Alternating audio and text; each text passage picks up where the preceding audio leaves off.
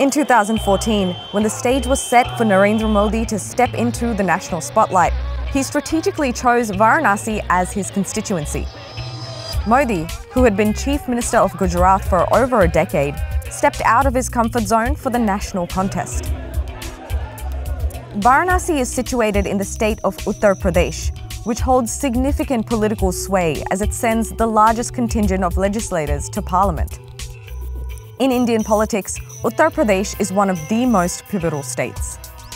Political experts say those who win Uttar Pradesh win the government. Starting with the state of Uttar Pradesh, because remember, generally it's believed all roads to Delhi lead through Lucknow. That certainly to some extent has been the case in 2014 and 19, given the domination that the BJP has had in the Hindi heartland. On his debut in Uttar Pradesh, Narendra Modi won by a staggering 337,000 votes in 2014. Returning for a second term in 2019, he got an even bigger win, triumphing by nearly 500,000 voters. Indian Prime Minister Narendra Modi is gearing up to contest elections once more, marking his third consecutive bid from this historic city, as he vies for a historic third term as the nation's leader. 13,000 crore रुपए से अधिक की विकास परियोजनाओं का शिलान्यास और लोकार्पण किया गया है. And the transformation has been welcomed by most. Oh, he's very popular. As I can see after the BJP coming into power and after joining Banaras Hindu University, when I speak to the students, I see that they are all emotionally charged up when there is a name comes up, which is Prime Minister Modi. I remember when I was doing my undergrad at the university, we were always thinking that we need to go to metro cities to find jobs and everything. Now the youngsters are looking up to the government that we don't have to go to the metro cities.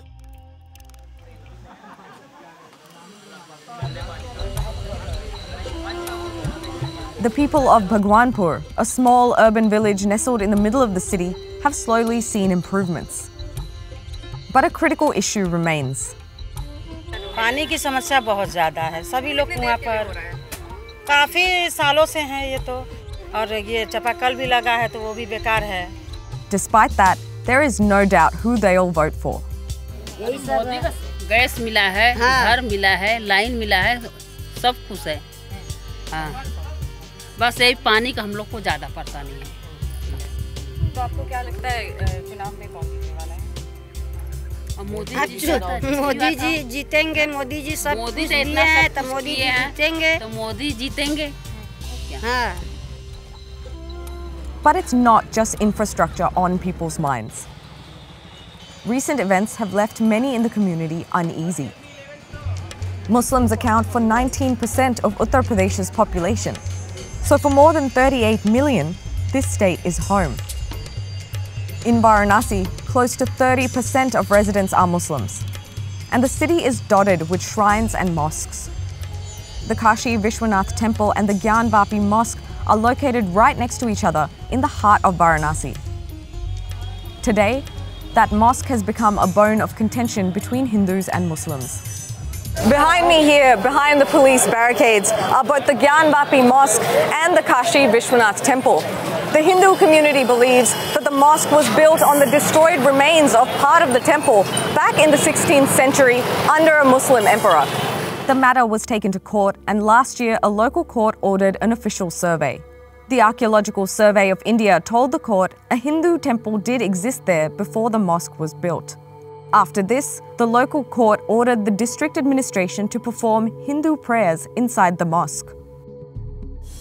The Kashi Vishwanath Temple Complex and the Gyan Vapi Mosque. Now this area is in the headlines. A day after the court order, worship begins at the Gyan Vapi Mosque basement. The Varanasi court gave 7 days to get the ritual started, but less than 24 hours later, the top official says we've complied with the order.